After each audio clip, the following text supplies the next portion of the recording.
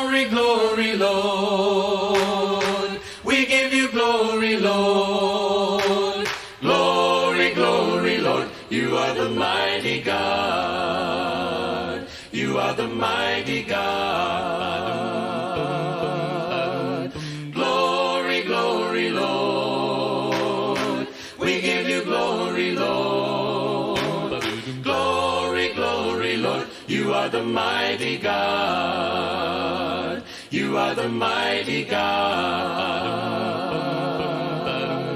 You who go down to the sea, you who live in the islands, oh, if you live in the city, lift your voice and sing out. Sing out, glory, glory, Lord. We give you glory, Lord.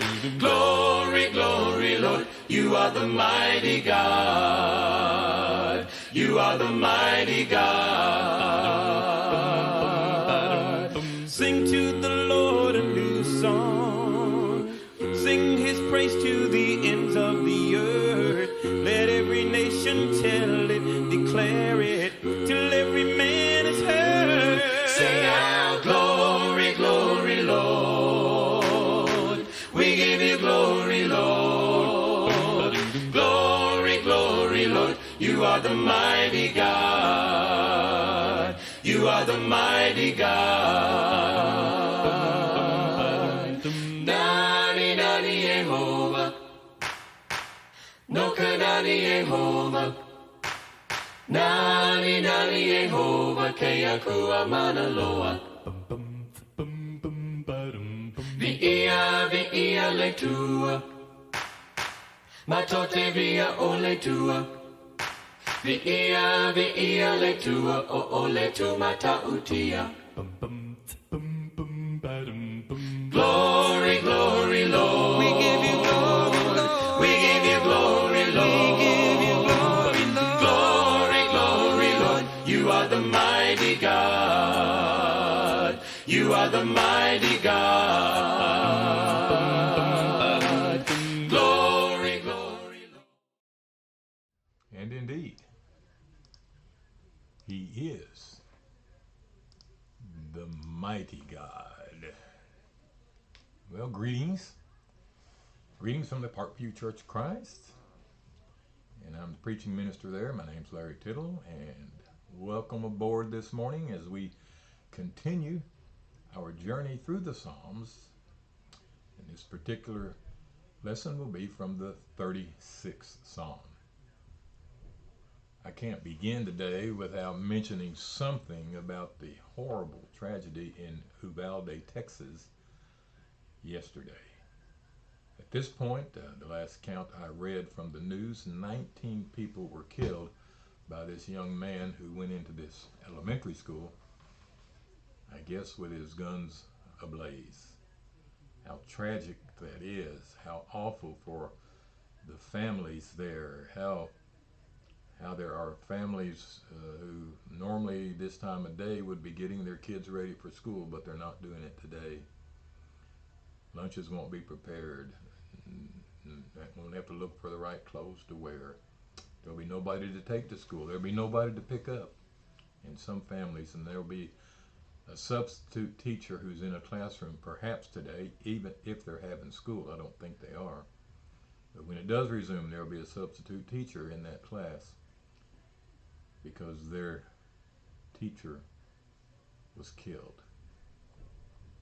I hope you're in prayer for the whole city of Uvalde, Texas, and for that school, and for the state of Texas, and for the entire country, and for the entire world. It's just another example of what happens in our fallen world, and how so very much, some way, somehow, we need to reveal Jesus Christ to the world. And maybe we're going to have to do it in a different way to get people's attention. Surely there was no one rejoicing over what this young man did. But in today's world, it wouldn't surprise me.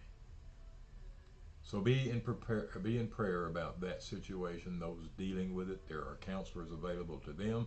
If you need a counselor available, come talk to us as we can talk through these things. How tragic and how sad. Today we're in the 36th Psalm, and maybe the first few verses of the 36th Psalm speak to the kind of thing that happened there in Uvalde yesterday. It's been my tradition, I guess with doing this 36 times now, I kind of have a tradition to begin with a question. And the question I have for you today is, in what? In what does your heart take delight? Or maybe better stated, in what direction does your heart move you? You know, Jesus said that it's not what goes into a man that defiles him, but what comes out of the man, because that comes from the heart. And so if you want to assess what's in a person's heart, listen to how they talk and what they say and what they do, but more importantly, maybe, listen to yourself. What's coming out of your mouth? What things do you do? What do you consider and think about? And that would be an indication of what's in your heart. And so we're going to kind of start with that question, and that's how this psalm starts. And then, of course, it moves, as many of the other psalms do, it moves then to a recognition of God and God recognizing his people and how God blesses his people with the daily things that they need. And as usual, we start with just breaking the psalm apart. I call it getting a high altitude view of the psalm before we read it. And so let's do that. It's a relatively short psalm. We have 12 verses here. And in this psalm, I put verses 1 through 4 together, and this is a picture. This is a picture of the wicked. Pure and simple. It's a picture of the wicked. Then from verses 5 through verse 9, we have an affirmation of trust in God. That's so very, very important, and we'll talk about that. We've talked about it before, but maybe in light of what happened yesterday in Uvalde, we'll need to talk about that again. An affirmation of trust in God. And then the remainder of the psalm, verses 10 through 12, are an appeal for help from God. And I think many of us have been in that situation, and I think right now many people in and around Uvalde are also in that situation, appealing to God for help. And sometimes that appeal starts with the question, why? Why do these things have to happen? And I think there's only one answer to that question. Because we live in a fallen world. We live in a world where Satan is trying to get a stronger and stronger grip on the world, and it seems like he's succeeding. And the only way to defeat that is to lift up Jesus Christ before mankind. So now, having got the overview, let's read this together. Psalm 36, and my superscription here says, to the choir master of David, the servant of the Lord. And so it's indicated that this was to be sung by a group of people that we might call a choir. And so it would, like so many of the psalms, if not all of them, would be set to music. Reading from the ESV, verse 1, transgression speaks to the wicked deep in his heart. There is no fear of God before his eyes. For he flatters himself in his own eyes that his iniquity cannot be found out and hated.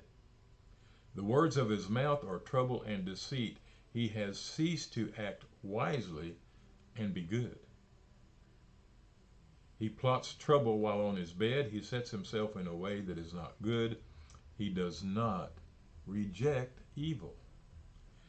Your steadfast love, O Lord, extends to the heavens, your faithfulness to the clouds. Your righteousness is like the mountains of God. Your judgments are like the great deep. Man and beast you save, O Lord. How precious is your steadfast love, O God. The children of mankind take refuge in the shadow of your wings. They feast on the abundance of your house, and you give them drink from the river of your delights. Don't you like that phrase? From the river of your delights. For with you is the fountain of life. In your light do we see light. Oh, continue your steadfast love to those who know you, and your righteousness to the upright of heart. Let not the foot of arrogance come upon me, nor the hand of the wicked drive me away. There the evildoers lie fallen. They are thrust down, unable to rise. Maybe because our hearts are on what happened in Uvalde, maybe the first 4 verses of this psalm really cause us to stop and think. It's interesting that the ESV and the NIV do not do a literal translation of this first verse, but many versions before that do. The ESV says, transgressions speak to the wicked deep in his heart. And you can understand, I think, what's being said there.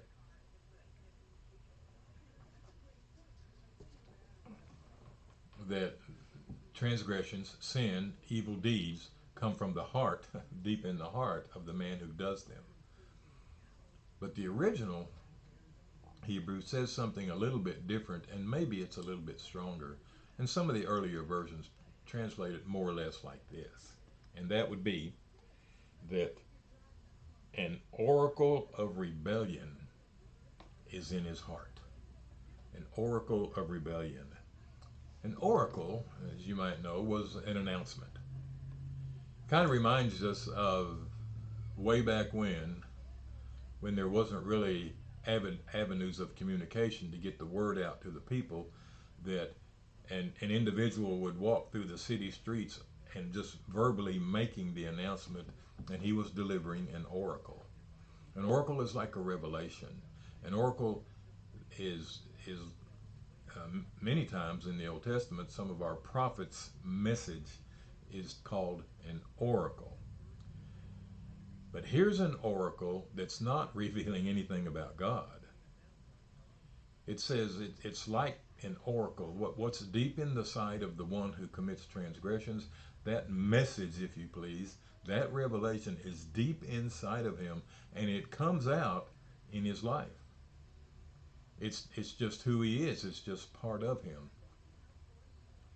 And so David writing this psalm, and you know, in the superscription says that this is for the choir master. So this is supposed to be somehow worked into a song that the singers would sing. And I can't imagine the first verse. Can you?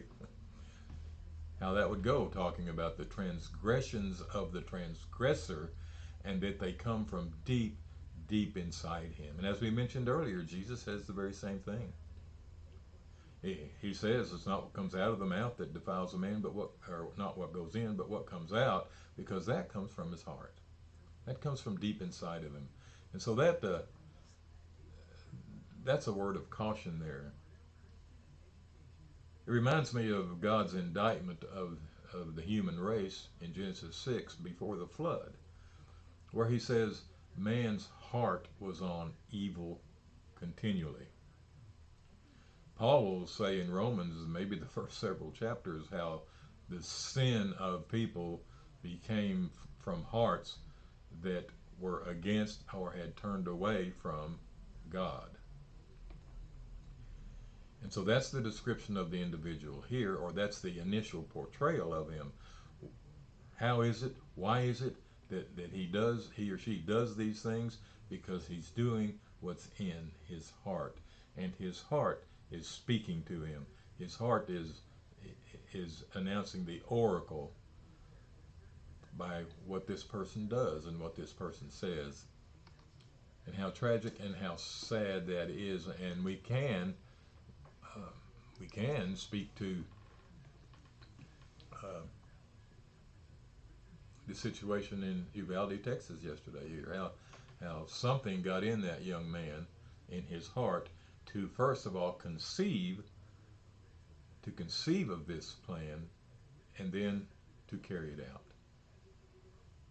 My, how tragic, and my, how destitute, how far away from humanity can a person get to do that sort of thing.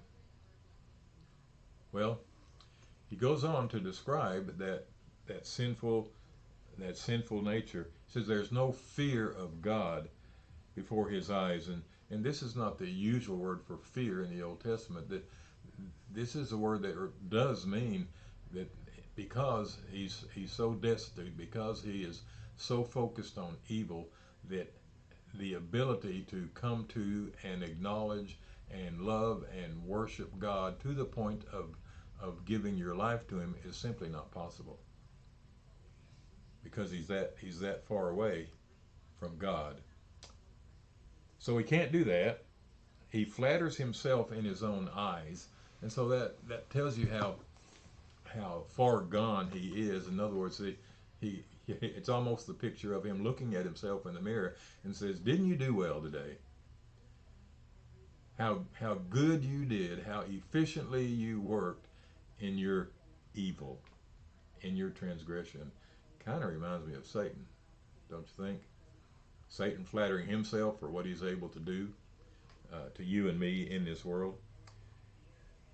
That his iniquity cannot be found out and hated. And so he thinks he's got away with it. And so not only is this particular individual carrying out horrible deeds of sin and evil, but he believes he'll never be found out. That would lead me to talk about being careful. Being careful how things appear on the outside, which that may be just a show, because and the evil on the inside will eventually come out. And so that's the evil person, and that's the one that David spends these 4 verses on. He plots in his bed at night. We've read that before in different parts of the scripture. In contrast to that, we could go like to the 119th Psalm, where David will say over and over again, "In my bed at night I meditate on your word. I get up in the morning, I meditate on your word." But not here. This person lies in his bed at night determining what he's going to do the next day, the evil that he's going to carry out in his life. And so the mood changes. You might say the musical score changes in the next verse, where we have the first of 3 uses of this hesed. And you remember we've talked about that over and over again. Hesed, the steadfast love, my version says, of God, or his mercy, or his loving kindness, or his continuing love, whatever your version may say. And it's mentioned 3 times. It's mentioned here in this passage that affirms that to us that we can trust God, and it's used twice in that section, and once at the end section in a prayer for it to continue. And so we have its existence acknowledged in verse 5, and then we have a prayer for it to continue in verse 10. That's I think a very important point. Once we understand that we live in the steadfast love of God, then our prayer should be is that God never let us live without it. Now we're always going to live within the hesed of God. Always. God will always love us. Even in those times when we know we've disappointed him, and even in those times when we think that maybe God feels removed from us because of things that are going on in our lives, tragedies, what have you, we may feel like he's now off at a distance. He's not. And he still loves us. As a matter of fact, through those times, he may be closer to us than he is at times when we think things are going well. And so this concept of the steadfast love of God is woven, of course, throughout the Old Testament, because the Jewish people, who were God's chosen people, needed to always know that God loved them. Now we might say that, like in the Exodus coming out of Egypt, that was a demonstration of God's love. He brought them out of slavery. Oh, I think he brought us out of slavery too, didn't he? And then they come to the crossroads of the Red Sea, you might say, where immediately they may doubt the love of God. Matter of fact, some were saying, did you bring us out here in the wilderness to die? Because we had plenty of food and clothing and a place to sleep in Egypt. And then in a powerful way, God shows them his steadfast love again through the crossing of Red Sea, which to some degree had to be terrifying. But to the other degree, there was really no choice but to faithfully do what God was calling them to do, and that was walk through the Red Sea in the direction of the land that God had promised them. And things like that happen over and over again in the lives of the Jews. God's love indeed is steadfast. And so David prays here, so let's continue that, God. There's really nothing you and I can do to make God love us less, not to mention make him not love us at all. But there are things we can do to live more in that steadfast love. And so it's mentioning throughout the Old Testament is very significant for the Jews, and then becomes significant for us, in that God loves us. So an acknowledgement of the love of God, an acknowledgement of his faithfulness, and he uses the ideas of creation, clouds, mountains, the great deep. And then it says, man and beast you save. And there might be a better translation than that of man and beast. It could be God and man. It just depends on what version you have. And then how precious is your steadfast love. And so once you acknowledge the Hesed of God, the steadfast love of God, you understand that that is your refuge. And he says there at the end of verse 7, so you take refuge in the steadfast love of God. And your children now have a feast. They have something to eat and something to drink, and of course that's God. And then there in verse 8 he uses the word delight. You give them drink from the river of your delight. Have you ever thought about delighting God? And have you ever thought you did? You did cause God delight. You know what causes delight in your life, right? Things that happen that really, for lack of a better word, tickle you inside. And God has delight too. He delights in his people, those who claim to be his people, doing what they're supposed to be doing, and I might say without being told. And isn't that something that delights you with your children? When they do what they know they're supposed to be doing without being reminded or told to do it. That's delight. I wonder when was the last time I caused God to delight, or that I participated in the delight of God. That's a very, very encouraging thought. Then he closes out this psalm, and we're going to have to hurry here, with an appeal for help from God. So you see you see the process here, right? Okay, we've identified the sinner, the one who transgresses, the one whose oracle is from his heart. But what comes from the heart of God is the Hesed, that continuous, that steadfast love that is shown in several ways, for the most part, giving safety, security to his children, those who love and obey him, and providing for them. And now We want all of that to continue. We want to continue to live under that refuge, that steadfast love of God. And we can. And then he's going to close by once again going back to the evildoers. But in verse 10 he says, "Oh, continue your steadfast love to those who know you, and your righteousness to the upright of heart."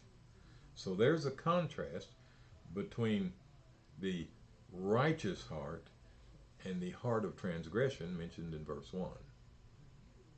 And so we need to once again go back to that illustration or that teaching of where all this comes from. Your good deeds, your encouraging words, your obedience to God, your service to others comes from a righteous heart. Those who think up and then practice evil, hurt people around them, maybe to the point of killing them, or maybe just hurting their reputation, who insist on evil, that comes from their heart, an unrighteous heart. It all goes to illustrate that what you see represents what's in the heart. And the only way it doesn't is if somebody's being hypocritical. But that can't last. The truth will be revealed. And so God has said, from your heart, if you are being righteous, I want you to know what you're going to receive from my heart. Life and light. And that's how this one closes. You might remember in John chapter 10, in that great picture of the good shepherd and the door of the sheepfold and all that, Jesus will say, "The thief comes to kill and destroy, but I have come that you might have life, and life to the full." That's what he's come to give us. As this psalm closes with light, or in verse 9, but closes with light, so we need to understand that for us, Jesus is the light of the world. It says that twice in the Gospel of John. It also says in John chapter 1 that the light came into the world, but the world couldn't get it. And how sad that is. But as it closes, okay, righteousness, the upright of heart, those who know God, will continue in his steadfast love, but the evildoers fall. And we don't have to make sure they do, because God is going to take care of that. So, let us all encourage each other to do a heart check, to see what's in our heart, because that's what's going to come out. We'll check with you next week on the 37th Psalm.